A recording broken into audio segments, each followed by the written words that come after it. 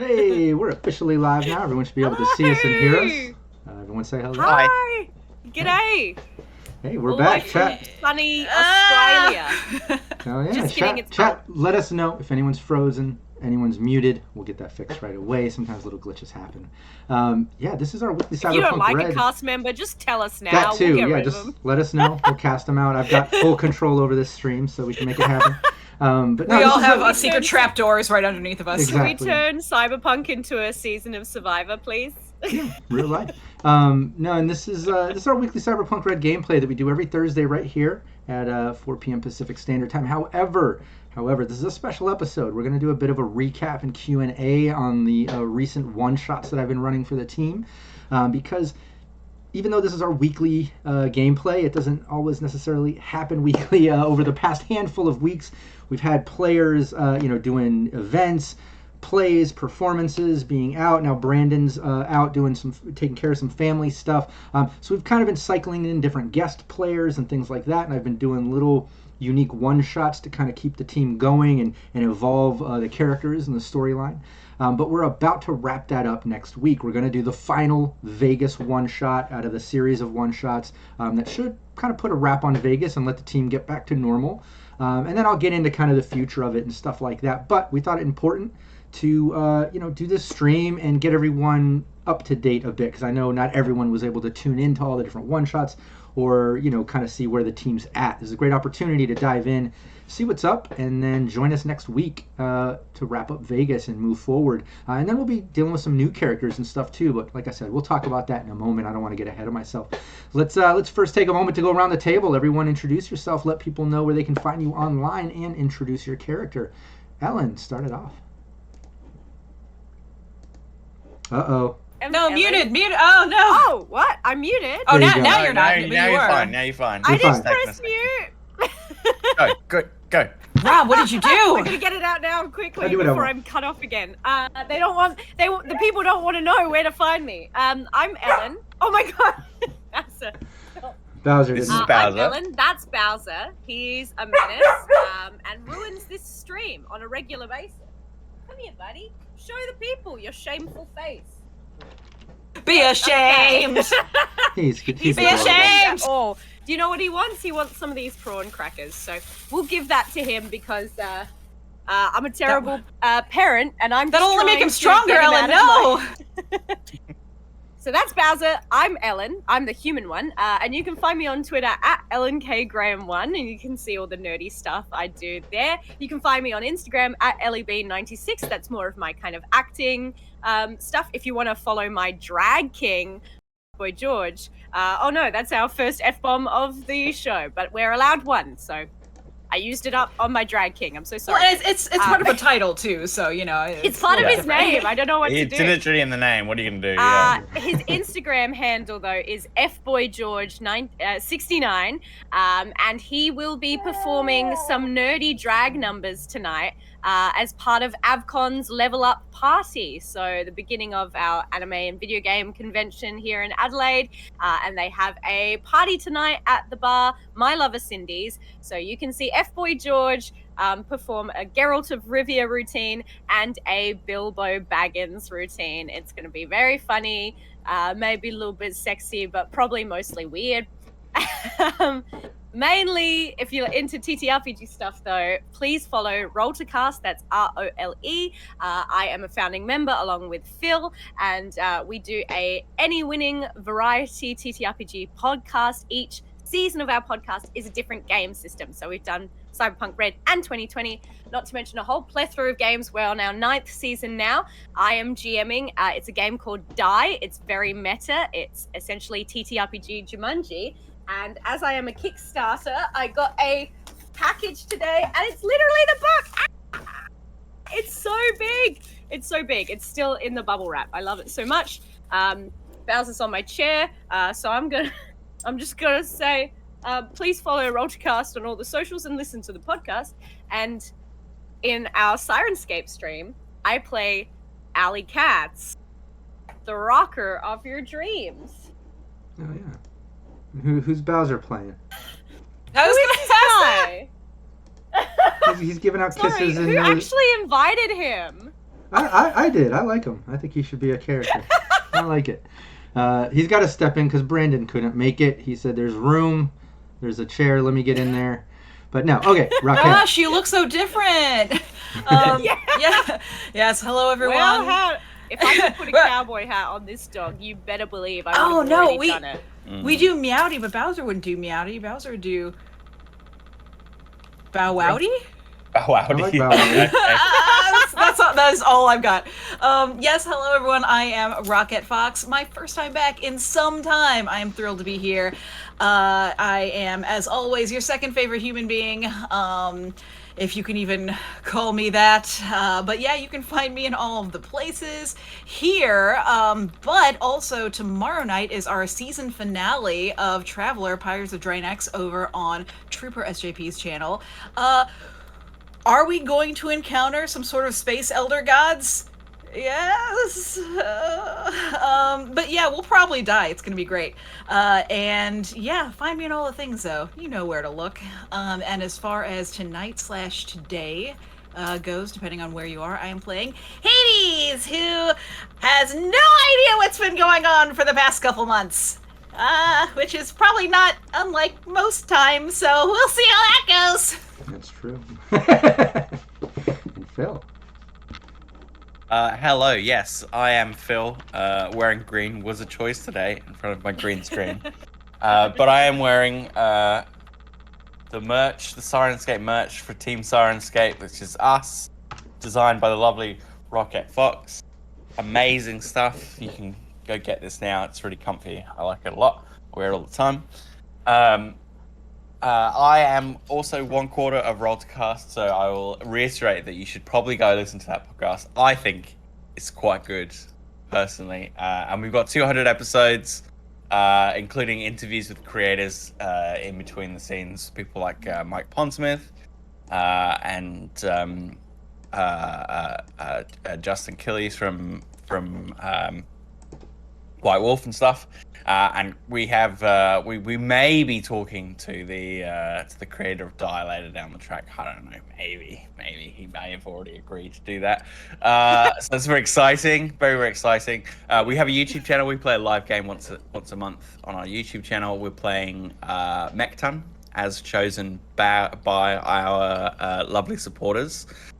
So please tune in for that. And as Bronx is pointing out, I would be remiss if I didn't mention that we started, Ellen and I, doing a Futurama podcast called Shut Up and Take My Podcast.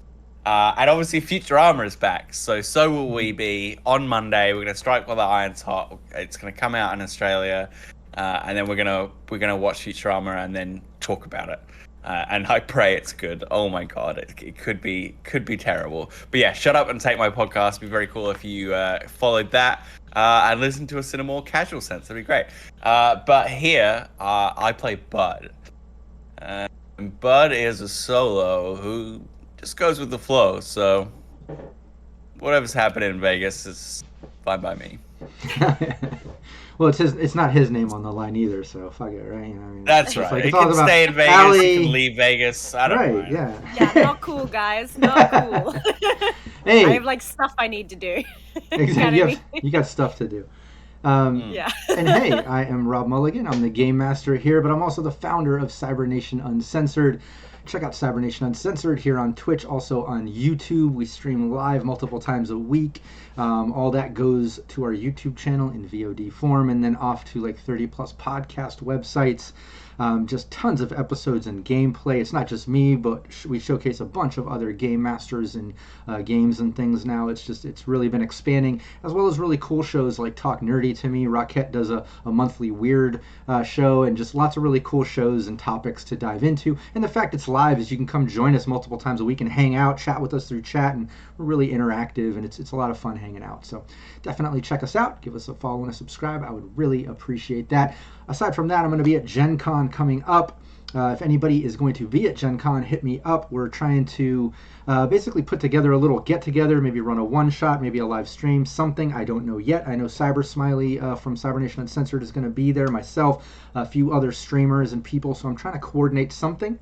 So if you're going to be there, hit me up. Let's meet up. In the very least, stop by the booth. I'll be helping Syrinscape. We have a booth inside the main hall, and then myself and my beautiful wife Val will be running little mini scene one-shots in the hallway to showcase Syrinscape. So come stop by and I'll run you through some scenes and maybe kill your character. We'll see what happens. But yeah, before you show me any love or any of our players here, any of the brands we run and promote, make sure first you show Syrinscape some love. It's the reason we're here, and it's an amazing app and tool for your gameplay. If you haven't checked it out or tried it yet, I don't know what you're thinking. You need to go try it out. It's amazing. It's free, you get a free trial. In fact, here, let me put the web player link in there in chat. For anybody that hasn't checked it out yet, go check that out, bookmark it, and join up. Try it out. I know you're going to love it. Whether you're a game master or a player, and they have all the official licensed sound sets for pretty much every game you can think of. They're all the Cyberpunk ones we use here every week, but they have so many other ones. And if they don't have the exact licensed game that you need, they have something that will work, or you can make your own. If you're a Super Siren subscriber to Syrinscape, you can actually create your own sound sets for your game. It's really amazing. So check that out. Yeah, this is our weekly Cyberpunk Red gameplay. Like I said, this team has been growing and going now for, I think, 2 years? Are we hitting like a 2-year mark or so? I can't even keep track. We need an official anniversary celebration, I believe. I agree. Trying to think about this the other day, but I'm fairly sure we were streaming before I had Bowser. Oh yeah, definitely. We were, yeah, we were. He didn't like that. He's like, "What? There was things before me." There was a time before me. Rude. No. It's back when you were on the streets, buddy. But yeah, we've been rocking this team for like 2 years, nonstop weekly, with the exception of like I had to film for a while for that Hulu series and something else. We took off a little time. I think you guys have had some events here and there, whether it rolled a cast or Rockette, Brandon. But I mean, over that time, we've been pretty steady weekly with this team, and it's been growing so much that our fixer is all the way up to rank 10. Our other player characters have been ranking up as well as their skills. I mean, this team has, for lack of words, they've become pretty badass as far as development, the character development, the synergy, the world that we've been playing in, all the NPCs, the locations, everything. Like I really can picture it, and I feel like we've put so much time into it. I love it. But that being said, we have gotten to a point where, we've discussed this. I want to do a few kind of epic things to kind of put a cap on some things that we've been leading to or hinting towards, and then put these characters to rest running the 24-hour cafe while everyone makes new characters and we start fresh, a great jump-off point for everyone, still keeping all the existing lore, all the existing places, NPCs, things like that. And these characters will be running the cafe where the new characters will frequent. So you are going to run into yourselves and maybe have some dual role play moments, which I think will be really fun. But yeah, basically the team has developed so far that we got through so many different campaigns and sessions that I wanted to do these sort of little one-shot things for the team and give each character a kind of spotlight or whatever. But then we hit a moment where, like I said before, some of you had plays and events going on and just all these things to where we kind of had to just dive right into these one-shots after we got to do rushes mobile night market. And that's where we ended up in Vegas. So I was like, all right, let's do some one shots in Vegas. That sounds fun. We could do something with a casino, something with this, that, and and then we kind of had to cover a few weeks. So I ended up doing a few one shots. I put them all in Vegas. They kind of connect, but you can just dive into each one of those individually and enjoy it for what it is. It starts and ends all in one. But yeah, we're gonna put a cap on it and kind of wrap it up next week, and hopefully clear Allie's name in Vegas and all that, and then move on to those special moments to put a cap on the entire team. Before I get into those special moments and stuff, let's get into a recap of Vegas. Let's kind of get everyone up to exactly where we're at, including Rockette, Hades, because Rockette was missing for a majority of the Vegas stuff, and then Allie was out. So we've had some times. So I think it's a great moment for us to recap. We should go through all of it, kind of walk through everything that happened and where we left off. So next week we can dive in. We can just rock a one shot to clear the name, hopefully, and put it into Vegas. So like I said before, it kind of started with Rush's mobile night market. We were doing these sort of character-focused campaigns. I was just going to kind of improv, and Rush said he wanted to do his first night market, so I was like, let's do that. I can't remember if it was his idea to do it mobile. I think it was. I asked him how he's going to do it, and he pulled on his hookups with Aldecaldos.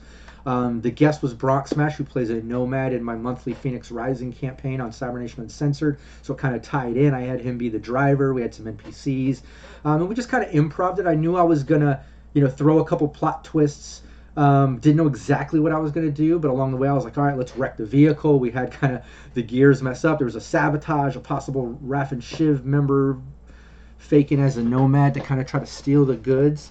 But yeah, let's talk about that a little. Let's talk about Rush's little mobile night market, any memorable moments and how that went down, because it definitely ended in Vegas, and then we can start talking about Vegas. But how did everyone feel about Rush's mobile night market? Any key moments that stand crashing out? into the sand, into the dunes, being ambushed was pretty special, especially with a giant gun on top of the truck. Oh, and that's, I mean, if you've got a giant truck, you have to have a giant gun. It stands to reason. Well, and also, let us not forget one of the most important aspects of it for me, which was our glorious musician, a la Fury Road, suspended, and who was weeping sadly whenever we did get into the accident. Oh, Blaze! I've got his name. There it Blaze, is. yeah. Blaze is our guitarist, our Fury Road guitarist. One out for Blaze. Yeah, let me add too that wreck, that wrench in the works sort of gear up to try to steal the goods.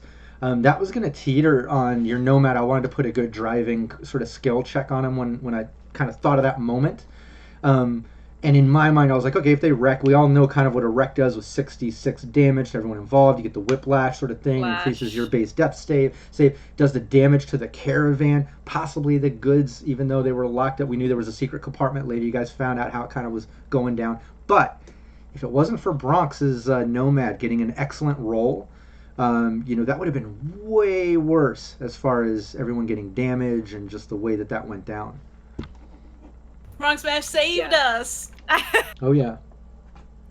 From my brief memory of that as well, Bronx just rolled fire. It was. He did. It was a really lucky run, and it was just oh, thank God, Bronx, because we would have been screwed otherwise. I was riding my cool motorbike, so I was fine. Oh, That's true. I was going to say, my memorable moment is just Bud just being finally time to hit the road. It's the rest of the gang being oh, who's ready for this fun little road trip? We're going to have time to hang out together, chat. And Bud's yeah, together. Okay. Yeah, sure. Together, anyway, yeah. helmet on. See you guys later. We did have comms. Oh, yeah. But you, I find you that very can't funny. give a man a cool motorcycle and then go on a giant road trip and not expect him to just Why not? ride the hog the whole way. I have. Rude. He had to kind of test out the new bike. Relationship. He had to test out the new bike, But no, I agree. I think That was definitely a moment too when the wreck was happening, whether it was teetering on Bronx's thing, and I completely forgot about the fact that like Bud was just kind of watching it all go down, hitting the dunes and wrecking, and he was okay, which was good. It left him in a position to fight, and that was a great moment too with the Raph and Shiv. I still want to make a clip of that moment for Syrinscape. Because I had such a good time, triggering automatic fire in the explosion with Bud and the dune buggy encounter towards the end there. So if anyone was watching that, check out that moment. I really like the sound aspect to Syrinscape with that scene. I do have a question for Rob. When you were like, "Oh no, we've got like another member on a motorcycle who's kind of like divorced from the main kind of threat," is there a part of your GM brain that's just like, well, now I gotta screw over Bud? Yeah, I gotta find a way. No, no. I mean, I wouldn't be that evil to just try to, kill every moment of agency or decision or throw an obstacle in every single. But no, in all honesty, that session and even leading up to Vegas had very little planning on my part. I really wanted to improv as much as possible and kind of lean into the players' ideas. If you remember, like Blaze, the mobile market, that was all Rush. There was a lot of, or Brandon, we should say, as a player coming up with ideas and contributing. And I kind of in that, and I know there was other moments. I'm not remembering specifics, but I know there was definitely moments where I'm like, you would ask if something was a certain way or happening. I'd be like, would it be?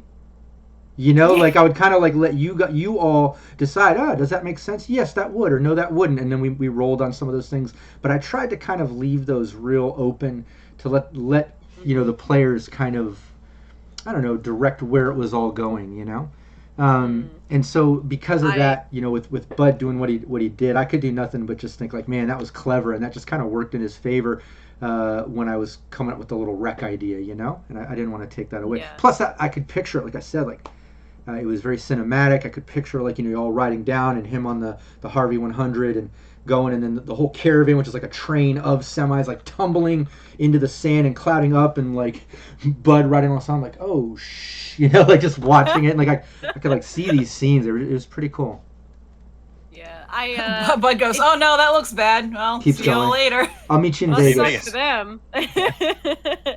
It's interesting, like having these more improv-based sessions, because I felt less guilty certainly when we just role played for long periods of time. Obviously, like we all love the role play, but I think there's a little bit when you're kind of pushing a main kind of campaign where you're like, you always want to have the some sort of split, right? Whether it's like a 60-40 kind of split of like times where you can just kind of like get in, or like just times where the characters are relaxing. And like in the first bit where we were like, Bud was like doing his own like solo man journey on his man and his bike, like he was relaxing. We get to see like a different facet to the characters when they actually have downtime, which is always really interesting. We discovered Rush's birthday, and he's a Taurus. Bronx had that wonderful. Yeah, Bronx had that wonderful little character detail of like he paints, which I just thought was like so wonderful. Of like, you gotta have like characters with hobbies, and like the idea that he painted just for fun, like not trying to make a career or anything. He just he's on the road a lot, and that's what he does for downtime. And the fact like he gave our characters that painting, I'm like, it's very sweet. It's a good character detail, and it allows like breath to enter the story before then like it all gets crazy again. So I don't know if anyone else had that kind of experience of just like, oh, there's little moments here now to like every time see what like kind of hobbies, or see how these characters relax. That's what I do like about playing these characters, is that they've been around long enough, and we've had different kind of changes of pace and stuff. I mean, things are kind of breakneck. Obviously, we're here to entertain, and we jump from story to story. There's always something happening, but over the time we've had time to kind of build relationships and see what they do in the downtime, and it just it makes Night City a bit more of a real place. it's kind of fun that like to really get some space, like you have to leave Night City because it's too much, man, sometimes. And we're like, okay, we'll leave Night City, and then obviously we get ambushed on the road. We go to Vegas anyway, which is like the craziest town even now, right? So we didn't get much respite, but we get a little bit. Oh yeah, there's a balance. You know, you have to let the campaigns breathe a bit so they feel real, so you can get immersed into it. If it's just nonstop, then it's like, am I just playing a video game, or like, you know, it's just, you know, you're just constantly trying to progress, and like, I don't know, I want it to feel like a real world, and like, I love those moments where, whether it's 24-hour cafe or starting, I'm always like, I started this years ago, where I asked players like, okay, you start your day, you wake up, what did your character dream about last night? You know, or like, what's their morning rituals? I love stuff like that. It kind of pulls some role playing, just starts it off kind of casual. You feel the character, you're stepping into their skin. You know, it makes you think a little bit outside, and then you can kind of pull it within that character. I like things like that, and I feel like our campaigns have had like really good balance. And you all as role players, I mean, I've said this since day one. You know, you're all professional. Like, we're all professional as far as role playing and gaming. We all stream. We all do this sort of stuff. But it makes it so easy for me to kind of present scenes, present these things, and whatever plot twist, whatever main campaign idea I have, I know you all will bring it to life, and you'll be adding things, and like, you'll turn what I might plan as like, okay, let's make this like a couple sessions, and here's the idea, and it turns into a full-on beautiful campaign of like 6 to 8 sessions, and we play off of each other, and I love it. I love that. Absolutely. I wanted to comment on this too. I saw it in chat earlier from Cragforce saying the team-oriented. This is about Bud riding off separate, and I love this idea. Team-oriented GM would have had a non-stop acid rain for the trip to force Bud inside. That's funny.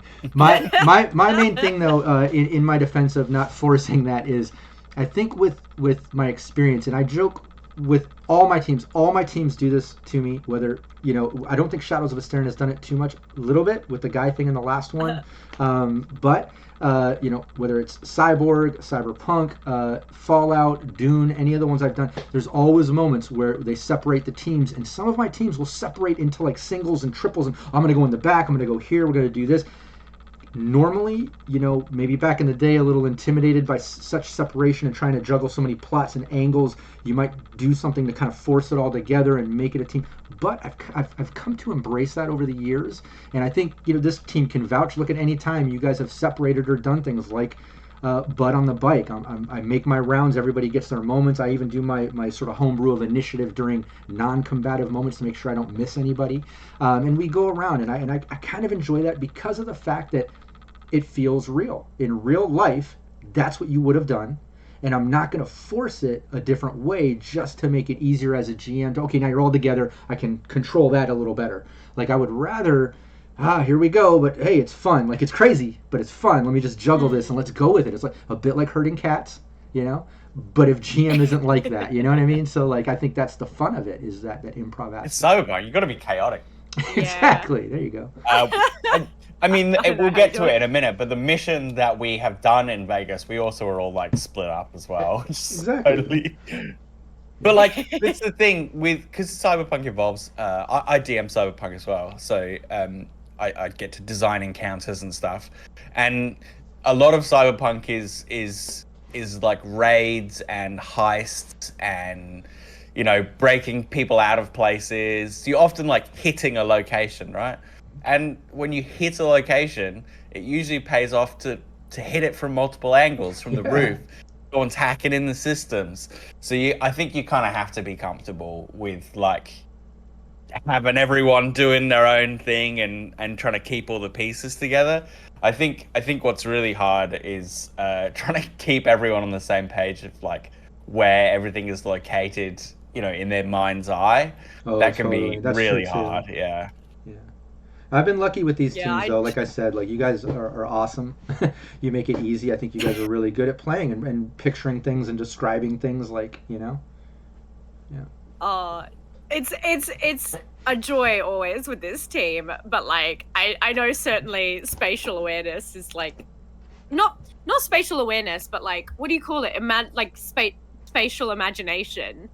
Like, spatially oriented spatial myself. Reasoning. It's like, in an imaginary place, I'm like, because in my mind right now I'm a sim and I can operate on 3 planes. Like, so when you start talking to me, sometimes I'm like, but I'm floating in midair. So how does this work? Like, but I don't know. You always like provide enough stuff to like glom onto. And the main thing in terms of like spatial understanding of Cyberpunk is always just like, my first question's always, where's the nearest cover? Oh, yeah. Oh, and the hardest... Tell me 3 things I can hide behind, and this is exactly. Gonna go okay. We'll break it down to the basics, you know. And one of the hardest part on my part as American is describing that stuff in meters versus feet. What the? I'm so lost.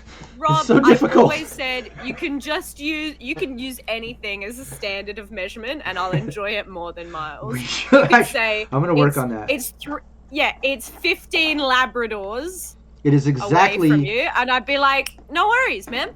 Exactly. No, I like that. We're gonna do that. We're gonna work on it. Yeah, no, I agree with that. Yeah, the other thing that popped in my head, and I don't want to lose. Like, I want to get back to Russia's campaign, and we'll do the recap on Vegas. But the other thing that popped in my head when I was mentioning how everyone's so good at role playing, describing scenes, and us kind of, because we do a lot of mind's eye stuff, you know, but with some imagery and things. But the other thing I love too, and I do this with all my teams, and like I said, I feel so lucky to have such great role players on all the teams I GM. Like, everyone gets into it, and I love that. I never have a difficult time getting someone to like be a character or whatever, you know. And I've been lucky. I do feel that, because I've seen other teams where, you know, some people, they have to get into it's harder to role play. Anyways, you guys are awesome. One thing I love about that, you know, kind of handing over some descriptive stuff is always when there's like a kill or a death. And you guys do awesome at that, especially when it goes to a solo. All the solos on my different team, especially.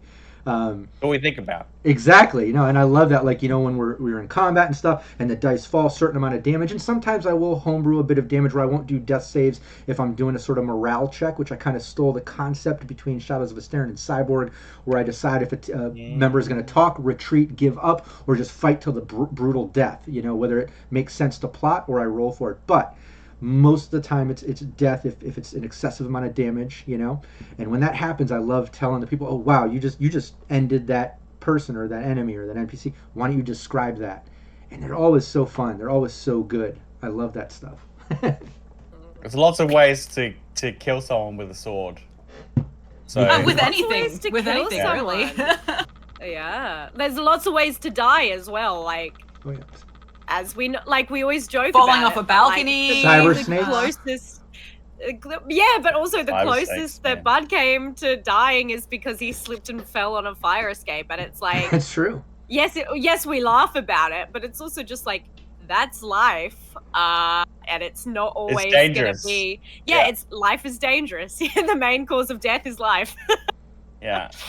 And when you do dangerous stuff, like, you know, running across buildings, and I always think about that when I watch action movies, like, you know, for every Tom Cruise, like, parkouring across a building, I'm like, there's an alternate universe where just because someone's not a protagonist, they didn't make that jump. You know what I mean? Right. Exactly. But yeah, so I love that there's always, like, you know, it modulates, right? Like, these things or these life-endangering situations. Like, sometimes when our characters take a life, it's on the dramatic side and it's treated with like a real gravitas. But sometimes it's just business, and sometimes, yeah, it's a little bit cool and stylish. Like, I don't know, you got to flip between kind of all of those things in Cyberpunk to kind of keep it fresh, keep it within the genre, but then also keep it in tone with the characters and like their journey. Yeah, that makes sense. Can't remember if I had a point to that. No, I think it fits in with the different. Yeah, that seems like a point. Yeah, no, that's my point. How brutal Cyberpunk can be. You know, the different depths of death, I guess, or descriptive ways we end NPCs and situations. But back to the Russia's mobile night market. You know, that was Russia's sort of moment to shine. It was ending in Vegas, which we knew Rockette had to do some playwrights. I think it also was lining up with Ellen. Both of you were out at the same time, weren't you, if I'm not mistaken? Oh, we both had plays at the same time. It was crazy. So yeah, so when the team got to Vegas, it would make sense. You're in Vegas, Allie and Hades have a thing. They even got engaged. They've been talking wedding and marriage and couple stuff. Now I know some of that was in a simulation. Everyone needs to go back and check out all the VODs on the Syrinscape YouTube because Simulation Arc is something else, man. Yeah, that whole brain dance thing. It's some crazy plot twist stuff there. It's hard to keep up with what happened, what didn't happen, but yeah, it kind of made sense to lean into that relationship where the team got to Vegas. You just got off Rush's gig. You have no gigs lined up, nothing to do. So the girls take off. Hey, well, we'll catch up with you boys in a few days. You take off. And right when you take off, Rush gets a call from an old friend that he used to work with that works at a casino running showgirl shows saying, hey, look, there's an off-strip casino, one of the lower level ones in the combat zone, and kind of ripping off people, and a lot of my girls go there and gamble, and they're ripping off, they're holding debt, they're just doing shady stuff. I want to get into the vault. In the vault, there's another vault where they keep all their databases. I've got this thumb drive. We've got to put this program in, erase all the database of debt and stuff, and get out of there, just basically ruin this guy. And Rush and Bud agreed, like, let's do this. So Bronx was with them, coming off the Nomad trip, getting them to Vegas, so he hung out to kind of help them throw down. Yeah, before I get into the gig actually going down, how did all that feel leading up to it? I'll ask, since Bud was the only one there. Bronx can mention in chat too, but did all that feel like natural and that's what it was? I mean, obviously we know how the plot twist ended up, but did it all feel right? Yeah. So they played us. And what you're talking about is the play, right? So we had these two cool guest stars come in, and they came in as a duo, which I think is a really sweet way of making a couple of Cyberpunk characters. You had this very bombastic personality, perfect for Vegas, perfect for for Cyberpunk. But I feel like even within the world of Cyberpunk, if you're gonna go to Vegas, you're gonna have these really even larger than life characters, right? They're gonna be absolutely kind of a level above, and that's felt like what we were dealing with. And then her assistant as well. So you had this cool kind of idea of someone who's very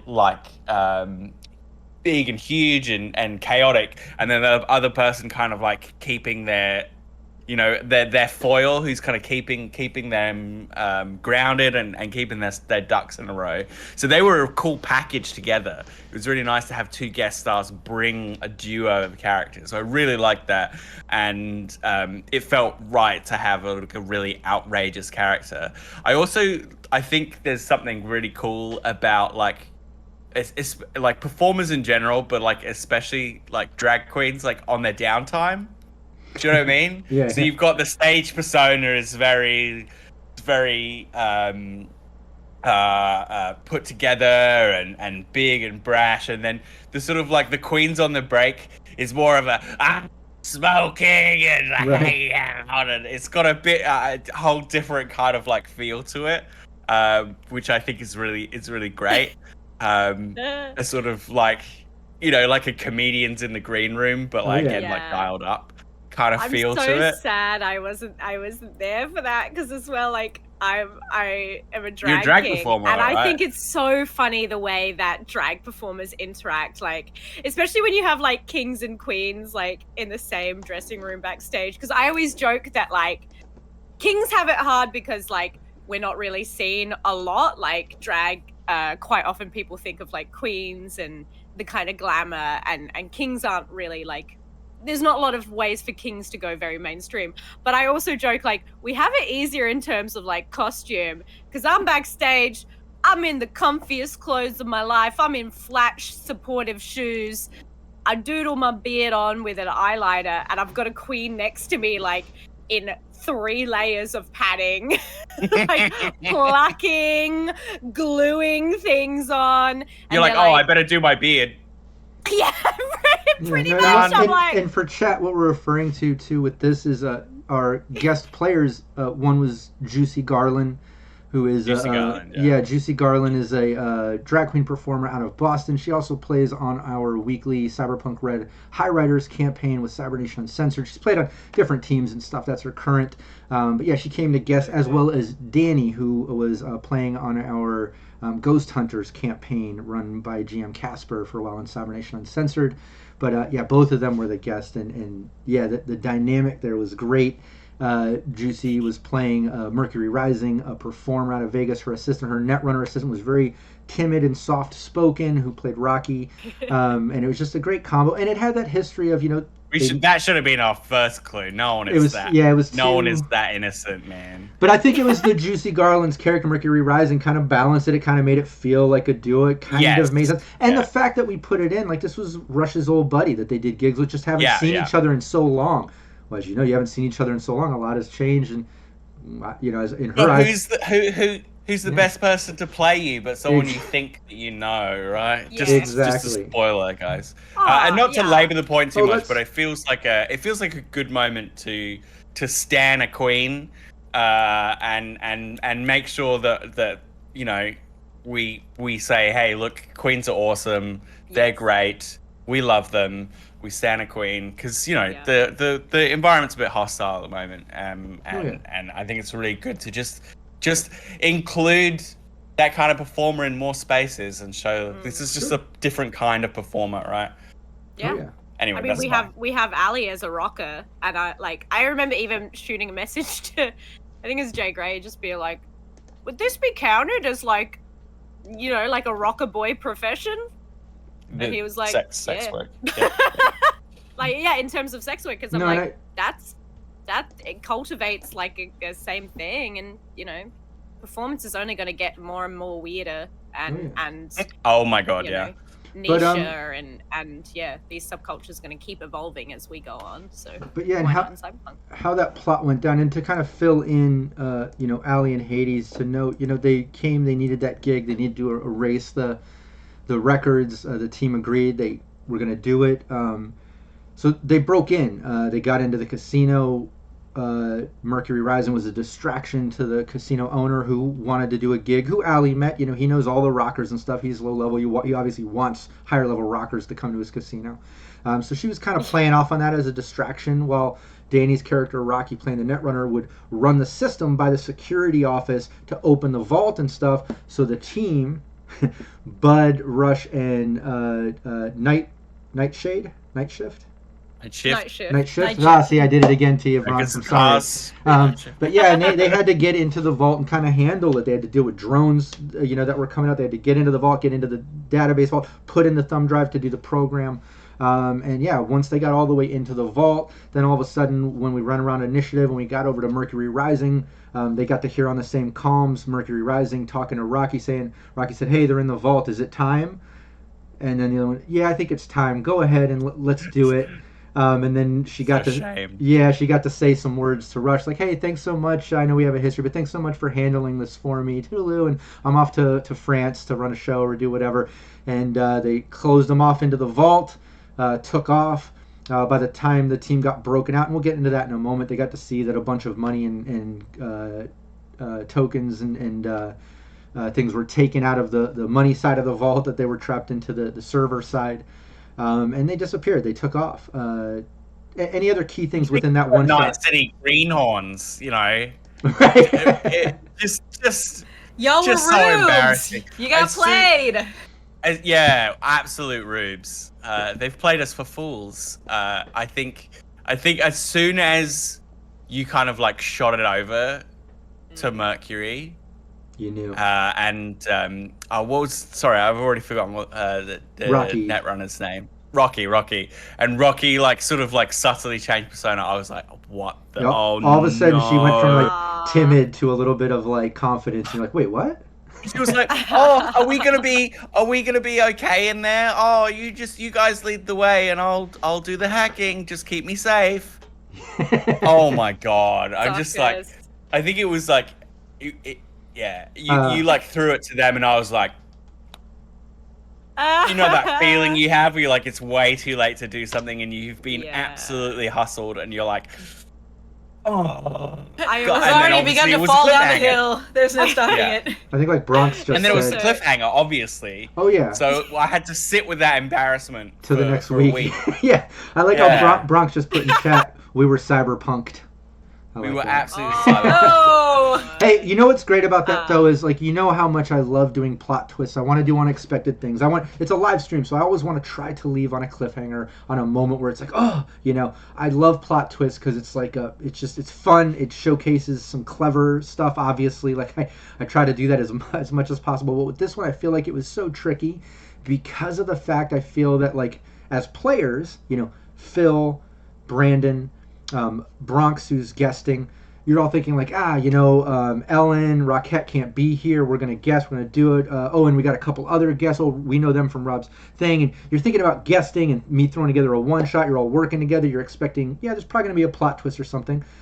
But it's especially unexpected, not just my type of plot twists and the, you know, how much they do show up, but the fact that it was kind of like a PvP vibe. Like, they're guests. They're not really part of the team that's been going on 2 years. But I think it was, in my mind, I was like, it's so clever because they're not going to expect it coming from our guests, you know. And when I talked to Juicy and Danny about this, when I first got with them about guesting, said, hey, this is my plan. Would you guys want to do this?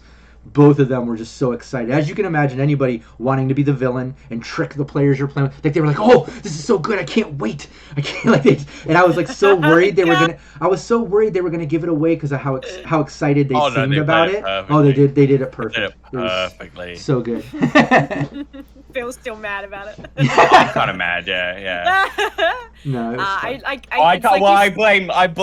I blame Rush for vouching for them. So. Exactly. Yeah. It's funny that you like the way you described it, you know, Rob and Phil. It's like, no, truly, like the best person to dick you over is someone you already know a little bit. And like, I feel like we all can, you know, we all work in the performance zones. There's definitely a lot of fair weather friends you meet in the industry. It's interesting because people who are very good at networking might not be your best, like actual good friends with you because they turn it on. It's part of their job. And I know so many times where like I've done jobs in the industry and there's like another performer and I'm like, you know, love them, whatever. I'll work with them. I do not trust this person. And if it was the sob story too. It was like, he's keeping them in debt, and we're gonna help out these poor. Yeah. Oh yeah. That's when you know. Appealing to everyone's in debt. Come on. Exactly. Exactly. Because that's the line, of course, that, you know, the Edgerunners run, especially in Red, is that yes, we live in this terrible, cynical world that sucks and everyone's selfish, but Edgerunners are usually just trying to eke out something good. Something noble, something worth doing. I think the best stories in Cyberpunk, at least, there's a kernel of doing something right. Oh yeah. And good in there, and it's such a hook, man. It's like, we need help for these poor oppressed people. It's a great thing to exploit as a GM. Absolutely, you know, because it's a great, like you said, it's a pivot point for all the excitement and stuff, and it just kind of gives that little shining light that you can exploit. You can kind of manipulate. You know, you don't see that coming. It's great, and it kind of gets you on the hook for certain things. Anyways, it makes it easy as a GM to present certain plots and things. I think we've joked in the past where I present something, and I think you as Bud have said, no, let's just not do it. What would happen if we just walked away and went, you know, like... This is too much trouble, actually. Yeah. It's good to see the fear in the GM's eyes. Yeah. But also just that's right. Presenting it. Ripping up my You notes. want to be a good person, don't you? Nah. Not really. I want to be an alive person. Possibly a rich person. Yeah. I couldn't care less about these people. Get them out of here. Hey, but this leading up to, right, we had this, great mobile market. We got to improv, all the excitement, get us to Vegas, then some more guests. You know, Ali, Hades dip out for a while, kind of do their own thing. You go and you try to help some friends. You get crossed over. You get locked in a vault. And then all of a sudden you're out. They're out of there. You guys are locked in. Let me explain this too. When I came up with that awesome plot twist, and I think I said this in the last Q&A, and I think I even told you all, you know, I didn't know how you were going to get out of it. I didn't know what we were going to do.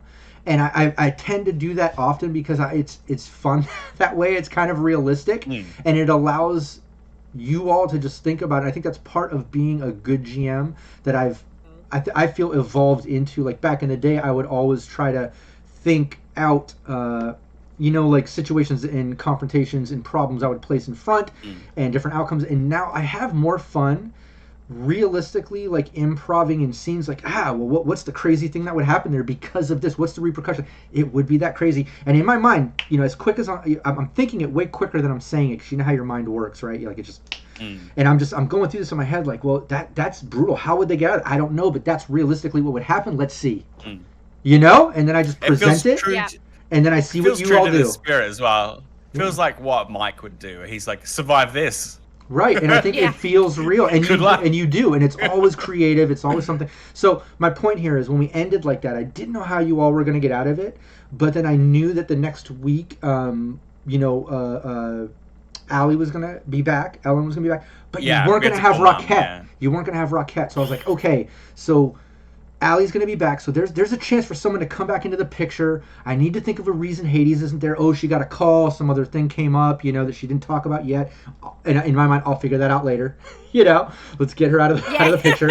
Okay, Allie. Allie's back. Okay, cool. She's going to have to be the one that gets them out of this vault. I don't know how, but it's where we're at. I got to give her some type of Netrunner. I don't have time to get a guest.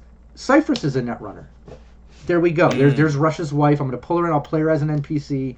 In fact, that ties up a couple loose ends. That's how Allie will find out what's going on, because Cypress is worried that Rush didn't come home that night. She looked into it, went in, hacked the video, saw them getting a gig with Mercury Rising at Heaven's Gate or whatever. And that's how she called up Allie. Hey, he hasn't come home. I don't know who else to call. Like, it just kind of worked out, and it felt real. And it was awesome. Yeah. And in my mind, I felt like, man, all the dots connected. Yeah, because it could feel arbitrary. Be like, these are the people we need. Let's shoehorn them in. But like, it's natural. They were already off doing their own thing for good reasons, Yeah. And drawing in people when you're in a new town makes sense too, right? There's gonna be different contacts, different people available. So it all felt very natural to us. And I would say you feel it as a player, right? When the GM drops you into a situation and hasn't planned your path out of that situation, you know they're like, okay, here's the challenge. You're in a room with sleep gas. There are 2 more robots fighting you. Security is on its way. I don't know how you're going to get out of here, but you have all the skills that you've acquired up to now. I'm just going to see what happens. And you know when that's the case, and it feels great because you're like, okay, I'm relying on my wits, my character sheet, and what my strengths are, and you don't feel like the GM has given you an out, and I love that. I love it. It feels way more fun to play it that way. It's also Especially like Cyberpunk. The benefit of having played these characters for, as we've said, 2 years. Things do happen like, or they feel a bit more organic. The whole thing of like, it's not totally unrealistic to have the party split a little bit in Vegas, because it's like, we've got a recently, maybe just in a simulation, but like recently engaged couple, and it's like, they're not going to be hanging with their friends 24/7. Like, these aren't college kids. Right. No, like, feels they're not real. attached at their hips. Every character has their own autonomy. And so, like, it's fun to, like, expand the group, but then also, like, as in life, paths kind of, like, diverge and come back together. And, like, it was so delicious coming back and being, like, me as well as the player, just being like, you guys got yourself into a stupid situation. We sure did. It's funny you say, Phil, like, we had to call mum. I know, like, I've been accused of creating team mum characters a lot. But I always think of Allie as, like, cool older sister. And so, like, team mum would, like, swoop in and be like, okay, blah, blah, blah, blah. Allie would laugh at them while doing that, though. Yes, whereas, like, and the whole thing of Allie just being like, I'm going to, like, let you stew in it for a brain little dance, bit. she'd probably record it. Yes, I'm also never going to let you forget it. I'm gonna keep bringing this up as a joke forever, because this is the price you pay when you get me to bail you out. Oh yeah, if you ever bail anyone out of any situation, you gain rights to hold that over them in Yeah, perpetuity. forever. Oh, yeah. Forever. Yeah. Forever. And yeah, let's It was so funny coming back. Oh my god, it was a treat. let's chat that for a moment, because you got back. I explained how we kind of let it in. I didn't know how they were gonna get out of the vault, but I knew that's where they're at. The proverbial ish is hitting the fan, but Allie's back in the picture. Gets a call from Cypress. It's time for Allie and Cypress to get in the casino. And in my mind, are they going to break in? Are they going to sneak in? Are they going to walk in the front door? What's their approach? But I knew in my mind, okay, I'm going to play the owner the same way I did with Mercury. Like, if he does get a chance to see Allie, he's going to be like, oh my God, Alley Katz is in my casino. And that would be an opportunity for you to kind of manipulate that somehow, which you did, to go talk business in there so she could hack the system.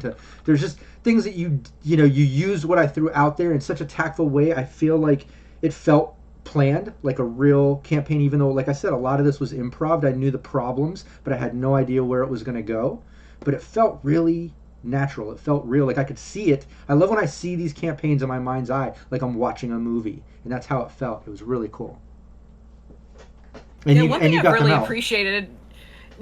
appreciated about this delightfully talented cast and GM combo, everyone has a very cinematic brain, so that when we are describing these things, you'll, for anyone who hasn't, go back and check it out.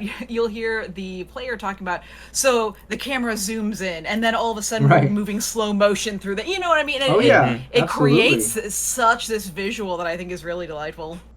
Absolutely. No, I love that sort of stuff. Like I said, even, and that's, like you pointed out, and I'm glad you brought it up, it's not just like, oh, describe how you killed the character, which was my first thing that comes to mind with that sort of stuff. But you're absolutely right. So many times I'll describe a setting and I'll try to get into detail, whether it's visual, location stuff. I'll even put in things like, pollution and smells and feelings. Like I try to put that in, like I try to really bring it to life. But absolutely, the second all of you take it from there, and a lot of times I'll lay out the scene and say, okay, and I'll let you all take it from there. I never have to like direct who's talking, what's going on. I always just kind of hand over the mics, and you guys are awesome. You describe it like that, I can picture it. It's so good. But yeah, it's so fun as a GM sometimes to just be like, sit back and I swear there's been a moment once as a GM where like I was just like for like 20 minutes just like, oh yeah, and then when they like look back to me, I'm like, what do you want from me? What am I here for? You all seem to be doing fine on your own. Keep going. You're eating popcorn. They look back at you and they're like, what happens next? I don't know. Tell me. I don't know. Go on, keep going. Keep going. Yeah, I'm just like smiling my nails. Like, this is great. What? Keep going. Although, Rob, I do appreciate that you did less of these smells for the first campaign that we did. Oh, yeah. That would not have been a smell friendly. Less sensory description on that, the better. What a brilliant beginning for us. Auspicious beginning. I think it's really cool. It's kind of a great tip, I think, for running any kind of combat, but especially something like Cyberpunk, where things happen moment to moment, and rather than it being like a battle of attrition with swords or whatever, people get shot or stabbed, and that's a big moment that you lay out you do all the mechanical stuff, and then you take a second. You always take a second to like re-cinematize it, and kind of translate it into the visual language. And everyone has that skill, which is really, really cool. And yeah, I get to invent new ways to use a samurai sword to explode bots or people. Ellen gets to explore every way a cyber snake can end a human's life. Hades has even bit a face off. I mean, we've had some pretty crazy moments, Yeah, that's no And then there's always a hologram. There's always always two things. Anytime I know you all are going to enter a club, a casino, a venue of some type, I know I have to have two things for Hades. Whether she uses them or not, they need to be there. There's got to be an intercom system and a hologram of some type somewhere. We'll use it every time. Yes. Yeah. Absolutely. Every time. Yeah. You got to hide it down like a giant branch of a net behind 20 of the most horrible black ice possible, and she'll still go down there. Right. Robert Table just said in chat too, Hades is freaking terrifying. And you know what? I have to agree with that. From a GM point of view, there are definite moments where I fear for the repercussions I'm going to eventually bring at you for things that Hades has done.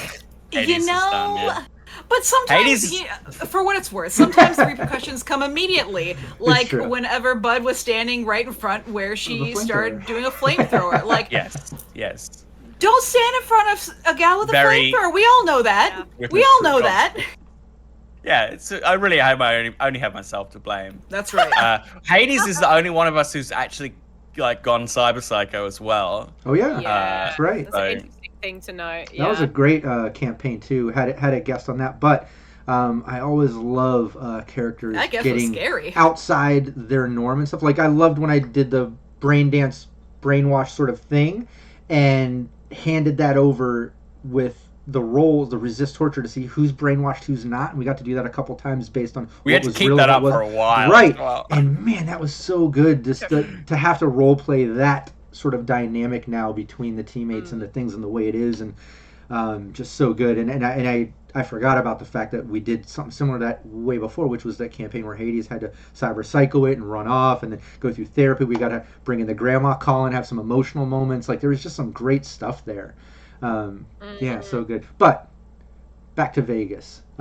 So they locked up. Ellen gets to come back, get with Cypherus, which is Rush's wife, who's a Netrunner, goes right in the casino, uses the rocker status to kind of, like Mercury Rising did, distract the guy running the place to get in the system, get in there, get down there, and eventually, get the vault open, deal with security, get the team out. I think Bronx Smash, I think he said earlier he really thought he was going to die during those moments of how dystopian and desperate it was starting to feel. But if I'm not mistaken, Bronx Smash had a moment where he, once again, just like in the driving situation, saved the day a bit with some really great dice rolls. I think springboarding off of security's kneecaps and breaking them or something, and then he got like a crit and broke his leg, then his arm, and then Rush or Bud shot him and broke something. Like that was some really good rolls. Oh yeah, we smashed somebody. That was up supposed to be smithereens, that was supposed to be a combative, a fight out, and you guys just plowed through that stuff. It was great. Wiped the floor with him. Yeah.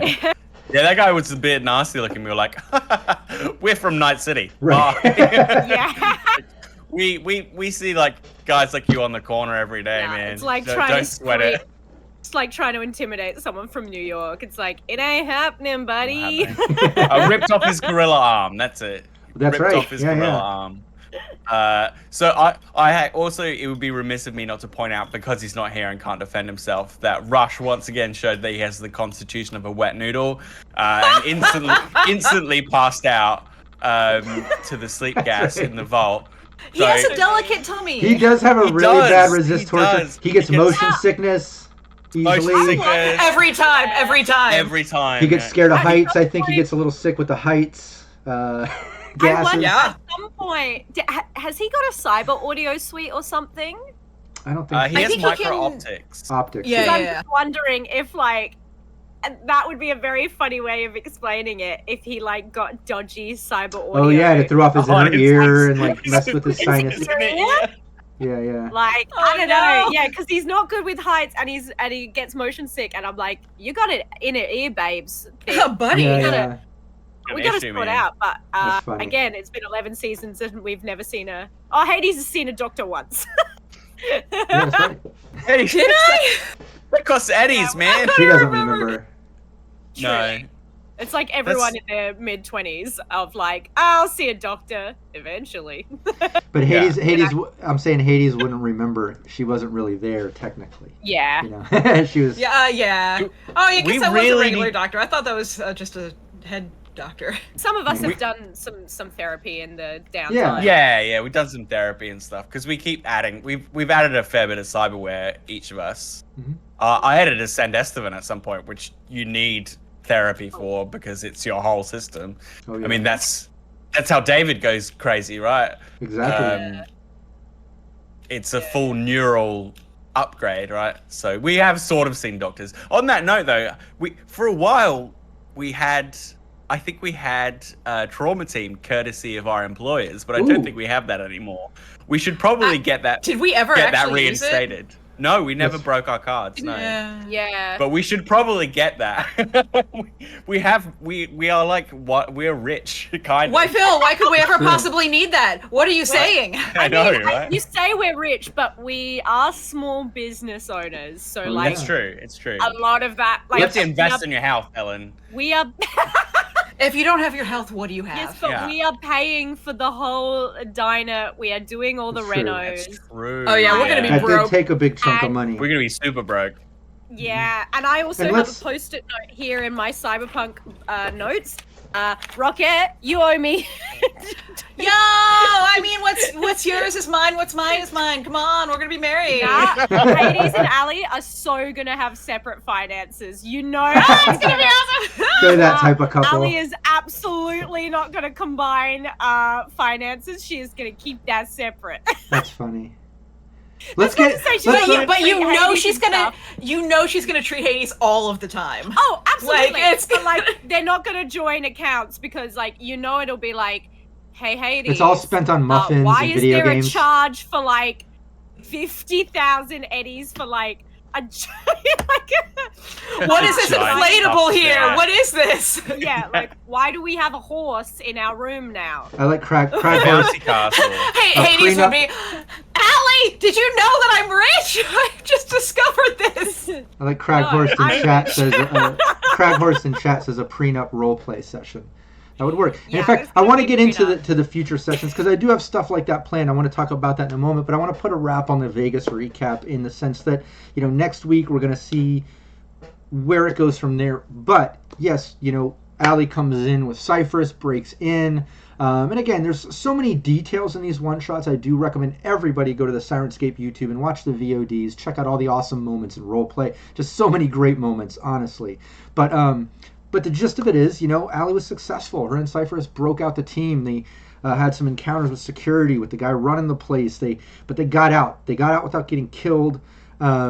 However, Allie was in the front line of, you know, videos, talk to the manager.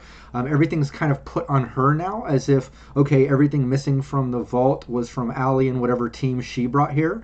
He never really got to meet Bud, Rush, Nightshade, or Shift. You know, any of the other characters got thrown off by Mercury Rising, thinks that they're all in the clear, right? So everything is kind of getting pinned on Allie a bit, and we kind of left with, you know, breaking out and getting out of there. But now you're in Vegas and you're at a point like, do we leave and head back to Night City? Wait a minute, Allie's kind of nationally known now. This is going to kind of be a bigger deal than you were expecting because now it's all getting pinned on her. And there's going to be something that kind of brings the characters into knowing that. And this isn't a spoiler for me to let you know that, you know, whatever media guests we bring in, because the team is going to need a media to be able to do a believability check to break some type of story to then clear Allie's change name. the narrative. Exactly. And you're going Yeah. to have to gather evidence or plant evidence. You just basically need evidence to increase the believability check percentage is basically how a media character works with their roll ability. But one thing that I was going to do to kind of lay out this was you all broke out of there, you got out, you went back to the hotel room. You know, we ended this session with breaking out, but there might be some bad things we thought about, but we didn't get to talk about it in character, just in player. So I was going to start it with, you know, you all get back to the hotel, maybe you pack up, you're ready to, you know, screw Vegas, what a crazy experience, let's get back to Night City, and, you know, we got the cafe we're working on, Allie and Hades want to get married, Rush found out Cypherus is pregnant with a coming son, so you got lots of things to to get back to, but that next morning, you get a call from a media, whether it's somebody Rush knows, somebody knows. We're going to tie it in depending on who comes to play. Hopefully it's Dan from Syrinscape bringing his media character in. But I was going to have that media call and say, hey, look, I had no idea y'all were in Vegas, but I just got word that this story is about to break in the next 24 hours. Apparently Allie stole from a casino. This isn't good. This is going to pull in this and that. And like, you know, we got to do, I'm here to help if you need help taking care of this. And there you go. Now you got to take care of it, right? So that was kind of my plan. And that's where we're going to start next week is hopefully pull in a media and let the team try hopefully successfully clear Allie's name and get everything somewhat back to normal so you can head back to Night Absolutely City. successfully. Or lean into it. We'll see. We're villains! Woo! I don't know. Like Yeah, sometimes you have those celebrities where you're like, "You go, girl." Yeah, I don't know. That's a thought I had as well. It's like, can we just spin it? Like, do we have to like clear our names, or can we spin it into like this guy's evil, and so we maybe robbed she's a him? Robin Hood of Well, sorts. here's the That'd thing. be I guess like come down to how we play it, but I've been thinking. Well, I've got Yeah. I do themed teams. A lot of the ones I run, I'll do unique starts, and one of the teams that I run, they were working for a corporation. They were owned by a corporation, like teams can do in Cyberpunk for extra money during character creation, and that was my way of pulling them all together, working for Raven Microcybe. And one of them was a media, and they had to basically go and use their media skills as a team to go incriminate another corporation. Like, this corporation wanted them to go steal this chip from a private party. It was putting on display. It's this new power chip. It's going to new clean energy thing. And this Raven Microcybe's like, look, we can power our cyberware things. This is innovative tech. We need it. Go steal that from them, from the display party, because after this it goes to manufacture. So we need it like that night when it's on display. So you got to steal it from the club, but make it look like they did it and put it on. I forget, Doc Savage or whatever, his corporation. So it was a way for me to like make the media and the team use those believability checks with like planting evidence and false fake news, to get the believability check increased, to kind of put out a fake thing and see if people believed it. I thought that was pretty clever and dystopian for Cyberpunk. I haven't seen any other GMs really do that with medias.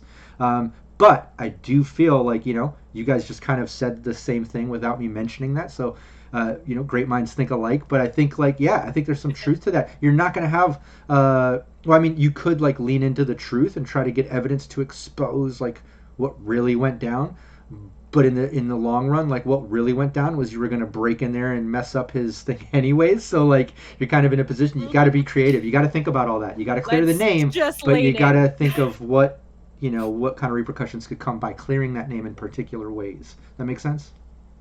Yeah. Well, whatever makes us look the coolest, I think, is the way we'll go. Truly.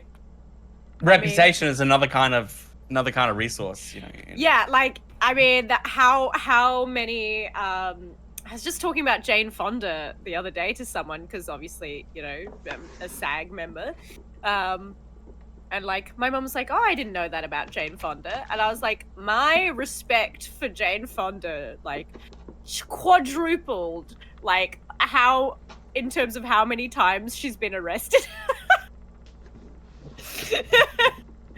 And like, may I say, arrested for like protesting and doing really cool political stuff, and like, but like that's only made me love her more. I'm just like, hell yeah, girl! Like, go out there, cause some chaos, like.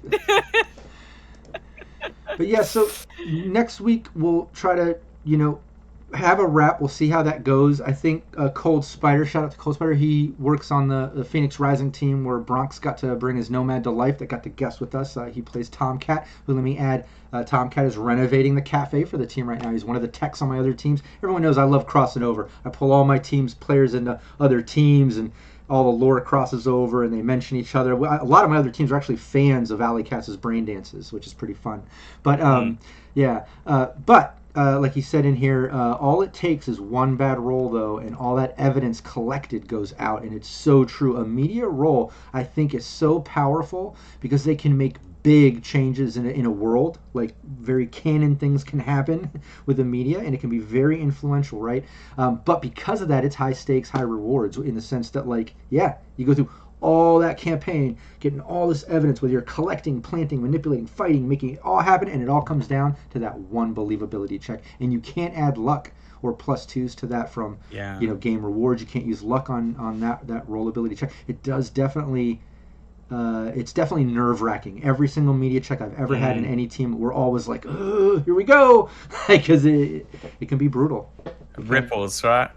Oh yeah. And it's what's interesting as well about the cyberpunk world in this particular lore is because there is no World Wide Web, because it's broken. All information is a lot more kind of fractured. Like, especially like each town has its own net, has its own city net with its own rumors, its own stories, right? And there's much more of a chance to control the narrative because there isn't an overarching kind of authority on anything. Between towns and stuff, things get transmitted down the wires, and somebody has control of that. So I think it's really cool. It gives the media a particularly big leverage in a world where they might not otherwise, because the mainstream media is too big in a world that's still interconnected, whereas the media's in this kind of fragmented world have a bit more of a bit more of an outsized influence, which is so cool. Oh yeah, very powerful. Such potential if like used, right. Like you can use it within campaigns, get the mission done. But man, if any player starts really using their media role ability in creative ways, it can really do some big changes to lore, world, canon stuff. It can really manipulate a campaign. A media role ability is very powerful if used in certain ways. But that being said, let's see how that turns out next week. This is definitely encouraging for people to tune in. We did a little recap. People know how we got there, and I will do another little mini recap before in the stream. So anybody tuning in that didn't get this in-depth recap, they at least know what's going on and why we're at where we're at, But then we'll see how it goes. We'll do that. We'll see who gets to come and play the media. We've got some options of guest players, and we'll let the team try to clear Allie's name and get back to Night City. That being said, that's next week. Everyone tune in next Thursday to check out how that goes. I would like to take the next few moments before we put an end to today's stream to just talk about the future of the team a little bit. I talked about it in a previous stream. I want to just bring it up again so everybody knows what's going on. This team, like we said, we've been doing this for 2 years, and the characters Rush is already up to rank 10. The team is getting to the point we've done some pretty epic things, and I want to put a wrap on those epic things and have whether maybe not one shots, but campaigns for these things, whether it be a few sessions, one session, a handful, whatever it might turn into. But these things I want to do are as such. I want to get the team back to Night City. I want Allie and Hades to get married. We've been talking about it. They've been talking about it. I think it would be cool to plan a wedding. So maybe on the side, yes. Ellen, Rockette, message each other, and maybe do it in the group chat here on our Discord. That way, Phil and Brandon can you won't want to hear what all we're going to be saying. Well, here's what I'm saying is because I would like, if Brandon and Phil, anybody can chime in with ideas too, but just plan that out a little bit because I do want to improv it. But at least I need a little bit of direction, like where you guys think you would do your wedding, how it would be. That's some of those basics, right? A little bit of planning, and let's make a campaign out of that. Then I want to do a campaign, the birth of Rush's son. I think that would be interesting. I don't think any GM or campaigner team has ever done something like that, let alone the other thing I want to do, which is y'all opening up the cafe, the 24-hour cafe, after its explosion from somebody setting off a rocket in it and a team having to buy it. And that's wild. Who would do that? Who would do that? I don't know. But that's what I want to do. I want to, hopefully we'll see how this goes next week. See if you clear the name or not. And if you don't, that's what it comes down to. The media check didn't work. Now you've got this hanging over Allie, and it just causes more future situations. But hopefully you can clear the name. Regardless, that's what we'll do next week.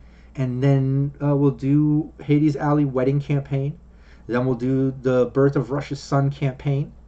And then we'll do the opening of the 24-hour cafe, unless, and this is the thing I wanted to put out there, because we do have some time to get through the wedding and get through the birth of Rush's son before we do the 24-hour cafe reopening, as whatever it's going to be called, whatever happens. If Bud has any loose end thing that wants to tie up, whether it's, you're feeling frisky, you want to go marry Donna. Not that, I'm just joking. But you get my point. If there's anything that you think of, I would love to put some type of thing with Bud too. If there's something. I know Bud's kind of that cool casual guy. He doesn't really have these things, but maybe there's... So we're doing an Elflines arc. So somebody hacked his account. He's the doing worst. Like a huge raid or something. We could absolutely do. Yeah. There's like a limited the item downloadable that you have to content. Yeah, there's the downloadable content how to play Elflines. We did it for the charity thing. Yeah, it's been done. James Hutt. Yeah, it's been done. Maybe not that. I feel like some wrinkles in getting the cafe up and running might be fun. Like there's like owning a small business. That can relate to Donna too. Yeah, that's true. Yeah, there's running a small business in Night City where maybe some local gangs aren't very happy about us being new kids on the block or whatever. Or expecting, maybe they're trying to racketeer us or something. Yeah. I think there's lots you could explore. Definitely have wrenches in the works and ideas, whether it be for the wedding, the birth of the son. Obviously the 24-hour cafe, because that's kind of the team, and that was going to be my last thing. I wanted the team to kind of open the 24-hour cafe, and then I kind of wanted to do a fun, like maybe jump 10 years into the future or 5 years or something to kind of see the cafe develop where it's at now. I love that. And then take off a week for me to regroup, let you all make new characters, and then have a session 0 introducing the new characters in the world we've built as these characters, and then start fresh. But my point is the fact is I'm gonna throw, there's gonna be things, going on, whether it be for the wedding, the birth, or the cafe. But if there's something Bud specific we think of within there, I'd love to throw something in there too. So just think of that. But if not, it's not a necessity. But I don't have any ties. That's what. Well, that's what I'm saying. That way on purpose. That's my point. Is Bud's character is kind of, in such a way that it doesn't lend itself to situations like that as easily. But if we do think of something, I would love to do it. Yeah. Yeah. I'm sure I can think of something. Absolutely. Yeah. Absolutely. But that's the plan. Yeah. How does everyone feel about all that? I like that. I love it. It obviously it's going to be bittersweet to sunset these characters. But I think they're getting there. I'm maxing out a lot of my combat skills. There's not many encounters I can't shoot or cut my way out of at this stage. Yeah. So it feels like putting them in the Hall of Fame is kind of like the best thing to do with them eventually. Yeah. It's also it's either that they're eventually gonna die. So exactly. Well, I don't with a lot of characters, there's kind of like a close emotional attachment to them, but almost in the way of you create these characters and they almost become like children in the sense that it's like I'm interested for these characters to go off and live their life now without me controlling them necessarily. Look, if that makes sense. I've raised you to this point, and now it's time for you to go off on your own, and baby bird's gotta learn to fly. All right, exactly. I'm like, from where you started, Ali, to where you are now. The world's your oyster. You gotta go, babes. You gotta go out there. And I will say this though, it feels a little sad, in any way to put an end to characters you've developed this long and fallen in love with, and you're that committed to and invested in, right? But it's not goodbye. I kind of like the fact that I do cross over all my teams, characters, all my lore from other teams in this team affects other ones and stuff. I'm rocking my own West Marches here with me as the only GM, but I like that because it feels real to me. If anything, just for me, I'm good enough. But if other people appreciate that watch all my other teams and stuff, hopefully there's other people that enjoy that aspect of the way I GM or whatever. But that being said, within the team itself, absolutely, these characters aren't going away. They live in this world now running that cafe. So I'm actually looking forward to, when we're in between campaigns and your new characters have that downtime 24-hour cafe to recap the campaign, get into the next one, and I get to say something like, Rush the cook or Bud or somebody comes from downstairs and says something to you, or you see them walk by and describe them, and you get to role play your new character and your old one interacting somehow. I think there's some potential there to do some really creative things that no one's done before for all of us as players and GM. I think there's some really cool potential there. I don't know what exactly yet, but I think you can get kind of hints of it based on things I'm saying. Yeah. I like the idea of a breakfast-oriented Edgerunner hub. That for me is what tickles me the most about the cafe. Is that all the hangouts are like the Forlorn Hope and the Afterlife, Totes and Tans. They're all night venues, right? And obviously, everything Cyberpunk is neons and nighttime and rain on the streets, but daytime exists too for these characters, and I like the idea of French toast and mission planning. It's great. It's got its own kind of feel to it.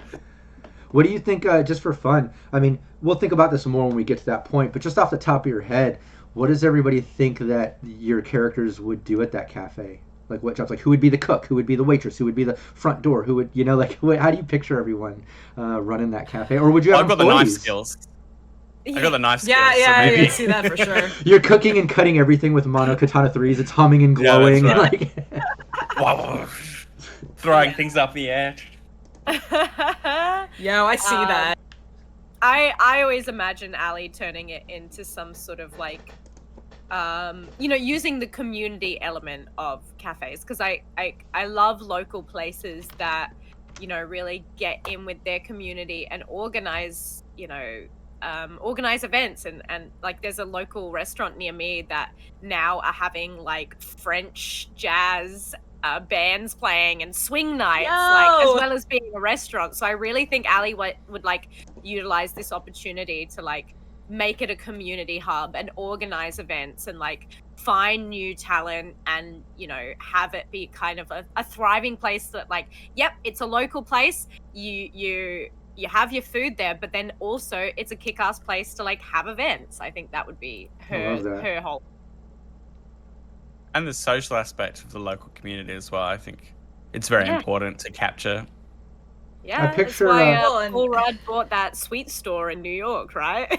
I picture. It's why the test campaign for the Jumpstart kit is like a set of apartments that you have to protect with the community, right? Yeah, that's the idea. Yeah. I picture with the cafe, like getting to that point. Brandon's not here to discuss this part of it, but I almost feel like we could all agree. Like I can picture Rush a bit of a manager position in the sense like using his haggling to like order supplies for the cafe and book deliveries and things. Like I feel like he's the networker for all the hookups and things. But it's that being said, it's also funny to picture that, knowing that he made it all the way up to rank 10, having worldwide contacts and all this like big caliber fixer stuff, but here he is at like a local cafe, like using it all to like order pancakes. But it's like the perfect we're running low on syrup. Like that's what he's worried about. Oh yeah. Me, I'm just a humble cafe owner. Right.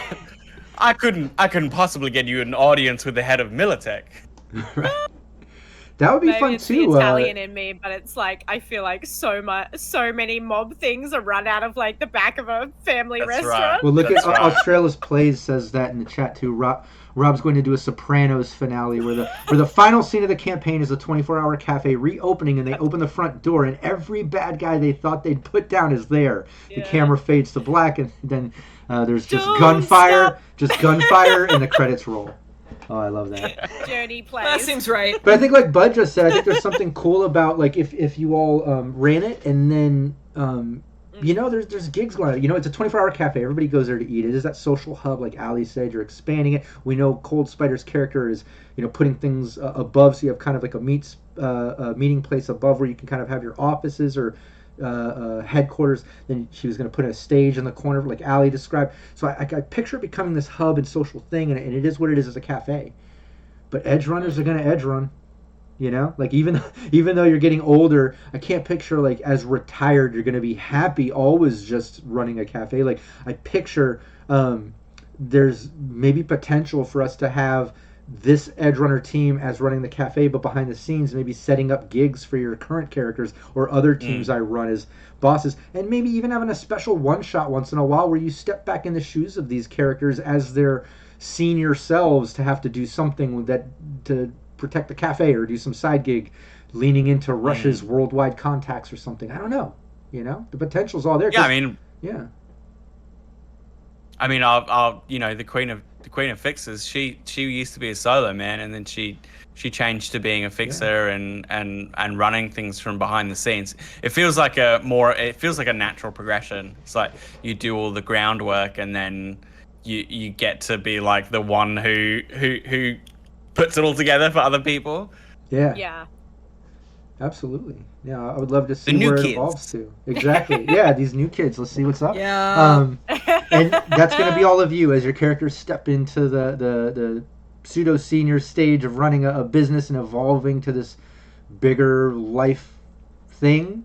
You're also going to be stepping in the shoes of, these new kids on the block, we'll say. You're going to have to make new Edgerunners, and we're going to start at rank 4, and we're going to build up. I'm curious to see what roles everyone is going to choose. Has anyone thought about new roles yet, or are you going to think about that?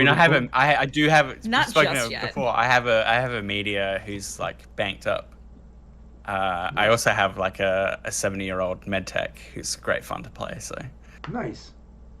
I don't know. I've been thinking of some ideas, but nothing that I want to announce yet. So we're all going to be in our 70s. We're playing the. Yeah. The new kids on the block are New like. kids on the block who are all very old. Yeah. It's what, senior students, right?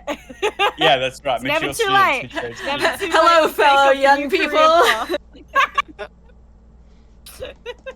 Yeah, I'm curious to see what roles everyone picks and where this goes. I know Brandon mentioned he's debating. He had some nomad style character he rolled up before as like a relative or something, and but from his family, like his brother or somebody, I can't remember.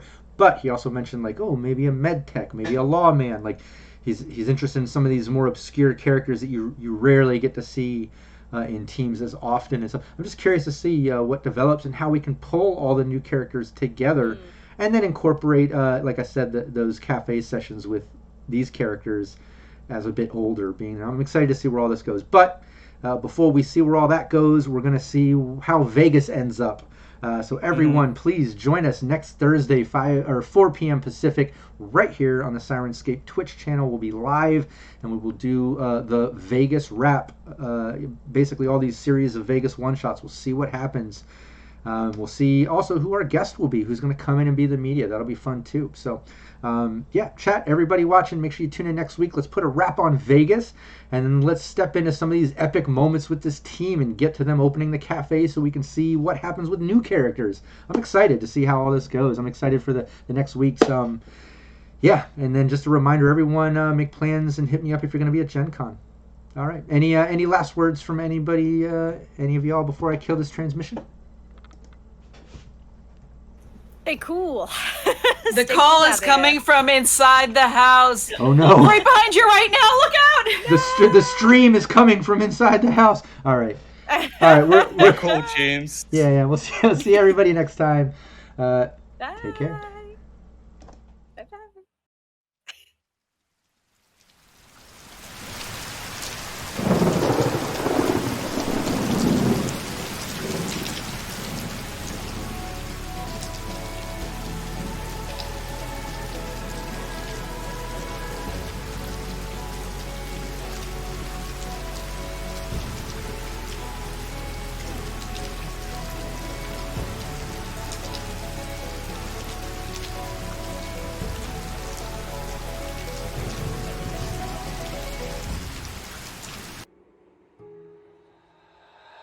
Ultimate.